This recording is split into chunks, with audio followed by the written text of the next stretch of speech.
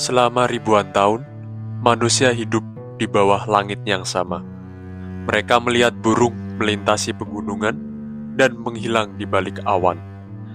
Dan sejak saat itulah sebuah pertanyaan lahir dalam benak manusia. Bagaimana rasanya terbang? Pertanyaan itu begitu tua hingga jejaknya dapat ditemukan hampir di setiap peradaban. Ada kuda yang mampu berlari di antara awan, ada pejuang yang menunggangi makhluk terbang, ada raja yang menjelajahi langit dengan kereta yang ditarik burung raksasa. Bahkan, layang-layang bukan sekadar permainan. Ia adalah jembatan antara manusia dan para dewa. Seolah-olah manusia selalu percaya bahwa langit adalah tempat yang harus dicapai. Karena di sana tidak ada peperangan, hanya kebebasan. Dan jauh sebelum manusia mengetahui cara terbang, kita sudah memimpikannya. Salah satu mimpi itu bertahan selama lebih dari 3.000 tahun. Sebuah kisah dari Yunani kuno tentang seorang anak laki-laki bernama Ikarus yang mencoba mencapai langit dengan sayap buatannya sendiri. Menurut legenda, Ikarus dan ayahnya, Daedalus, ditahan di Pulau Kreta oleh Raja Minos.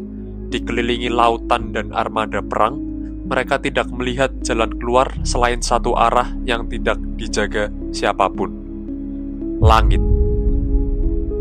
Daedalus kemudian membuat sepasang sayap dari bulu burung, lilin, dan rangka kayu. Sebelum terbang, ia memperingatkan putranya untuk tidak terbang terlalu rendah agar sayapnya tidak terkena air laut dan tidak terlalu tinggi karena panas matahari dapat melelehkan lilin yang merekatkannya. Mereka pun berhasil meninggalkan kereta, namun ketika mendekati Pulau Samos, Ikarus terbuai oleh kebebasan yang baru ia rasakan. Ia terbang semakin tinggi, mendekati matahari. Lilin pada sayapnya mulai mencair, bulunya lepas, dan Ikarus jatuh ke laut yang kini dikenal sebagai Laut Ikaria.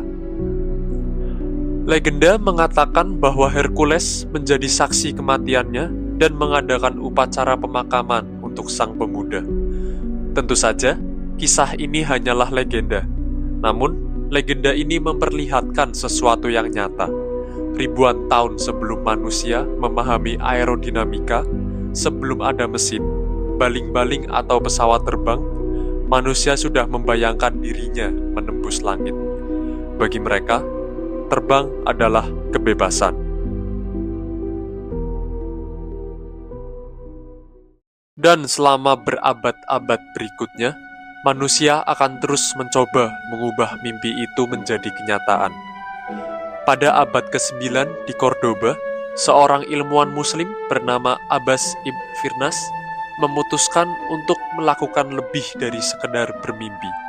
Terinspirasi dari Quran Surat An-Nahl ayat 79, ia mempelajari cara mereka terbang dan membuat sepasang sayap dari kayu, sutra, dan bulu.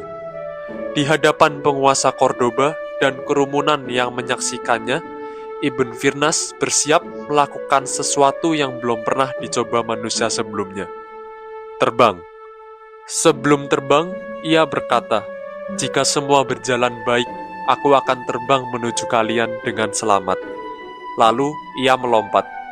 Menurut berbagai catatan, Ibn Firnas berhasil melayang di udara selama beberapa saat sebelum akhirnya terjatuh dan mengalami cedera.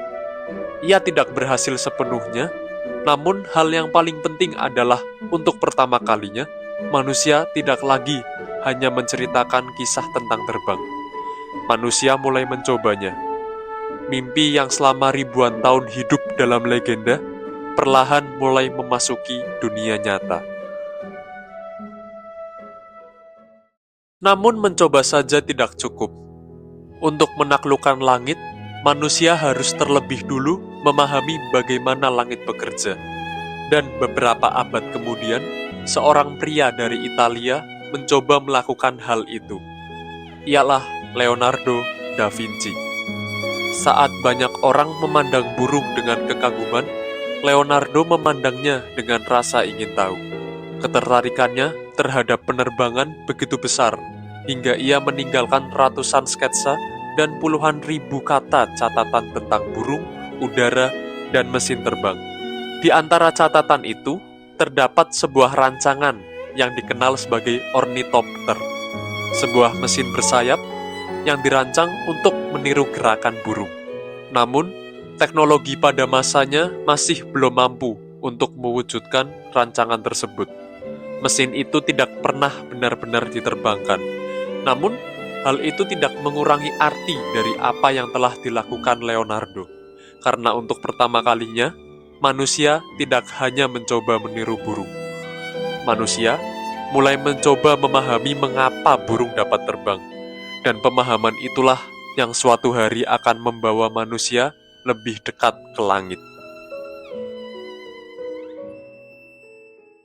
Berabad-abad setelah Leonardo da Vinci memenuhi bukunya dengan sketsa dan gagasan, manusia akhirnya berhasil melakukan sesuatu yang selama ini hanya hidup dalam imajinasi. Untuk pertama kalinya, manusia benar-benar meninggalkan tanah. Pada tahun 1783, dua bersaudara asal Prancis bernama Joseph Michel dan Jacques Etienne Montgolfier menemukan bahwa udara panas yang terperangkap di dalam sebuah kantong besar mampu mengangkatkannya ke langit. Penemuan sederhana itu mengubah segalanya. Untuk pertama kalinya dalam sejarah, manusia melihat dunia namun dari atas.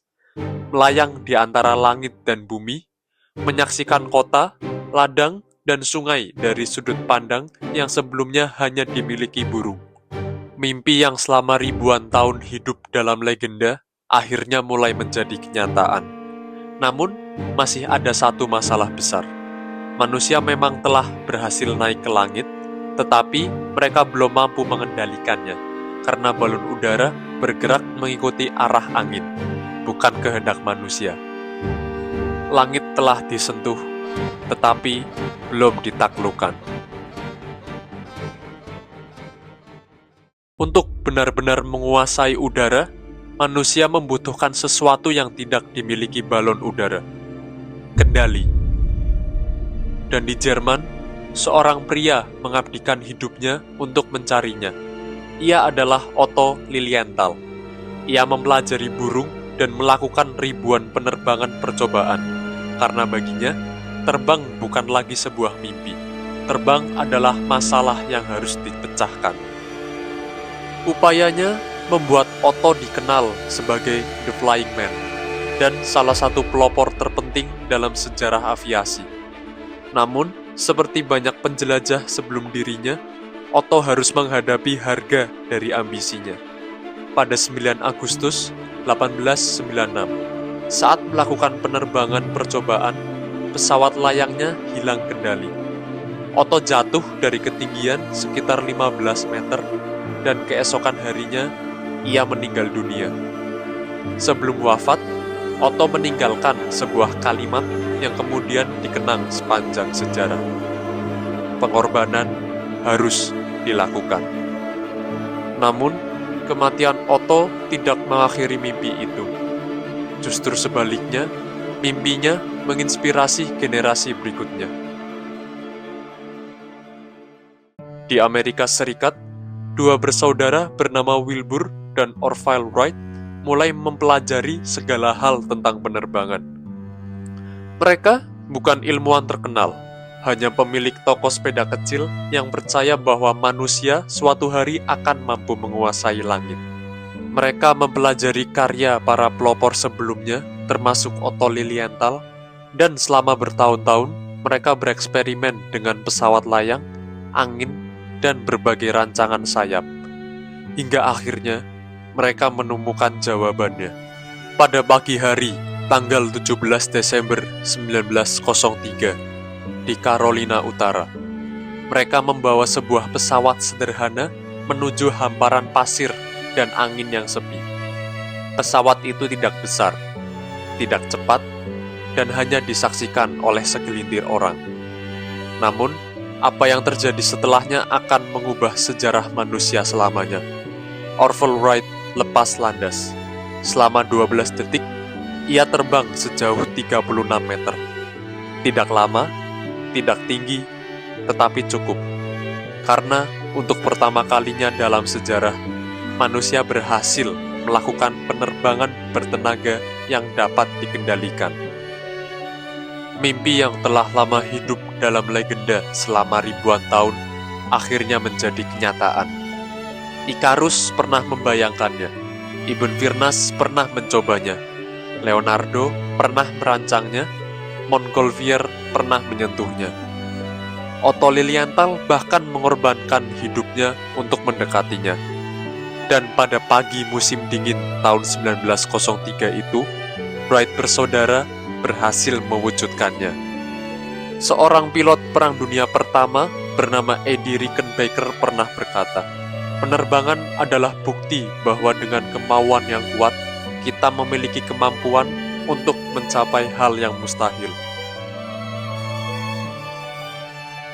Dan mungkin itulah makna sesungguhnya dari kisah ini. Kisah ini tidak pernah benar-benar tentang pesawat, tidak tentang baling-baling, tidak tentang mesin, bahkan tidak tentang langit. Kisah ini adalah tentang manusia, tentang makhluk yang selalu menolak menerima batas, makhluk yang melihat sesuatu yang mustahil, lalu menghabiskan hidupnya untuk mewujudkannya. Ketika alam tampak terlalu liar, kita belajar menjinakkannya. Ketika jarak tampak terlalu jauh, kita belajar menyeberanginya. Ketika langit tampak tak tersentuh, kita belajar terbang. Dan jauh sebelum manusia menaklukkan udara, ada satu penemuan lain yang mengubah nasib seluruh peradaban. Sebuah penemuan yang membuat manusia berhenti berpindah-pindah, membangun desa, mendirikan kota, dan menjadi fondasi bagi dunia yang kita kenal hari ini. Kisah itu dimulai ketika manusia belajar menanam.